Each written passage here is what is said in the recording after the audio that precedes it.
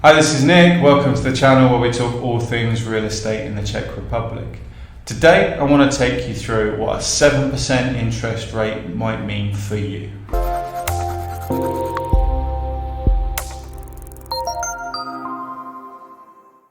So I've got a little spreadsheet here just to show a potential situation which someone might be in right now. Looking at someone who made a purchase towards the end of 2019, so coming up to 3 years ago, bought at a time when prices were heading up, just before COVID boom started. So pretty good buy time. This person's probably experienced about 30% growth by now. So I said their purchase of 5.5 is now a value of 7.2 million, which is great. They took an 8% mortgage at a time, 30 years, fixed it at 2.49% for 3 years. So they've got a mortgage fixation about to come out in the next few months, and this is going to be what it means for this person.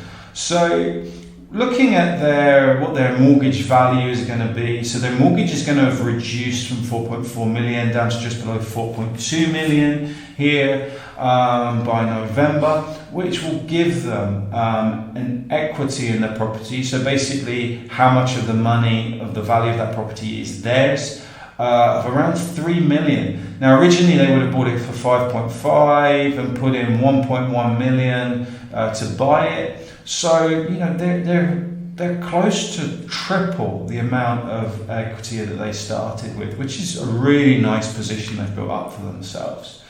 Now, right now their mortgage repayment is about 17,000 a month. Let's say to rent the same property right now is probably 20 to 25,000, something like that. So actually their repayment's lower than it would be to rent the place. So I mean that's really great. They're in a lovely position. However, bad times are just around the corner.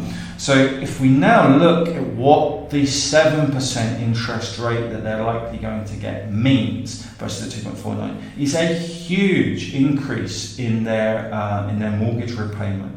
A staggering 28,800 in 30 years, 66% increase in the total amount they need to repay. And what's worse is if we look at just the amount of interest within that, it's 24,500 of nearly 29,000 is just interest.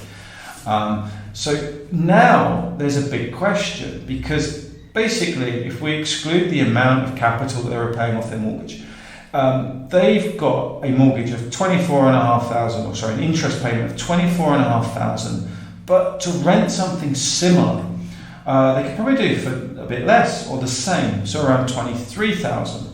So basically, the question is, why would they continue to own this property? Like, what's the advantages of doing that? And the answer is, in this situation, only if the property continues to go up. Obviously, if they're going to increase their equity further, if it's going to be 4 million next year, you would stomach this 24,500, or let's say an extra 1,500 a month in living costs, because ultimately the property is going to be worth more money. However, I don't think we're really in that situation right now, and as we've seen, property prices are already starting to fall. Now, no one knows how far they will fall.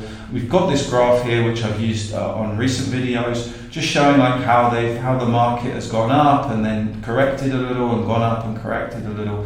I mean, if we look here, this correction is basically the dot-com boom just before joining the EU. There was so much good times happening that the dot-com bubble bursting didn't really affect things here that much overall. And then we had really nice growth again into 2008. Global credit crisis happened, came here a little bit late, but ultimately it was still good times. There was still good things happening here. There wasn't a lot of credit in the system in the Czech Republic, and therefore the drop was again, relatively small. About, kind of like half of what it went up, but relatively small. Since then, we've had a huge increase, 162% since that last low. So we've got quite a lot of potential for coming back down, but it won't happen immediately, it will happen over time. So I just want to have, a rough idea in my head right now is we could see price correction of around 7% from here, maybe bringing us to around 10, 11, 12% overall for the entire year, because the prices had got really, really high. And this would bring down the value of the property to 6.7 million, and all of a sudden we're seeing that our equity in a year's time has dropped. We had 3 million crowns in there, and now we've only got 2.5. So the real question then remains of why would you stay in it? Is it worth paying this off if this scenario happens? Like, what's the best positive upside? What's the worst downside? And I think in general, it points to the idea of potentially selling the property and then taking on a rent for a few years. While the property market maybe comes down a little bit. I'm definitely in favour of it coming down towards the 100,000 crown average price in Prague. If not, maybe a little bit lower before it would start going off again. But for me, that could take, similar to this, it could take 2, 3, 4 years, maybe longer.